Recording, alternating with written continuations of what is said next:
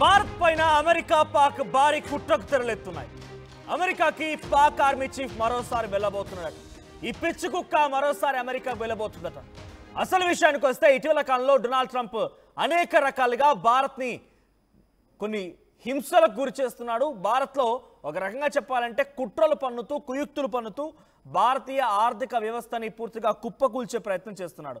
దానికి బూచిగా రష్యా నుంచి oil కొంటోంది, Russia నుంచి ఆయిల్ కొంటోంది, రష్యా నుంచి ఆయిల్ కొంటోంది అనే రకంగా బూచి చూపించే ప్రయత్నం చేస్తున్నాడు. అయితే ఎన్నిసార్లు చెప్పినా భారత్ ఏమాత్రం జంకడలేదు.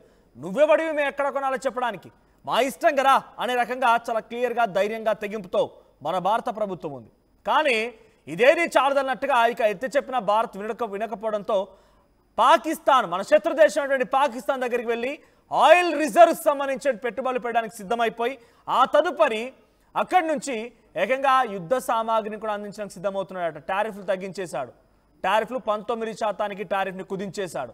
ఒకప్పుడు 29% టారిఫ్ని 19 కుదించి ప్రస్తుతానికి 19% టారిఫ్ని అమలు చేస్తున్నాడు పాకిస్తాన్లో.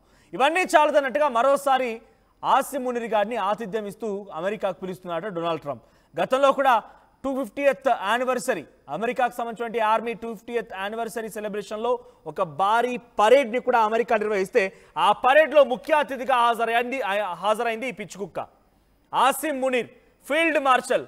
ఈ దుర్మార్గుడు అక్కడ ఈ నీచ్ కమెంట్ కుత్తేగాడు గెస్ట్గా హాజరైపోయి ఆ తర్వాత డొనాల్డ్ ట్రంప్తో సరసాలు కూడా చేశాడు.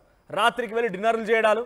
మరి ఆ డిన్నర్లో ఏం మాట్లాడుకున్నారు? ఈ ఒక ఆర్మీ చీఫ్తో అగ్రరాజ్యం అమెరికా అధ్యక్షుడు కూర్చొని మాట్లాడంటే ఏం మాట్లాడుంటాడు ఆయన?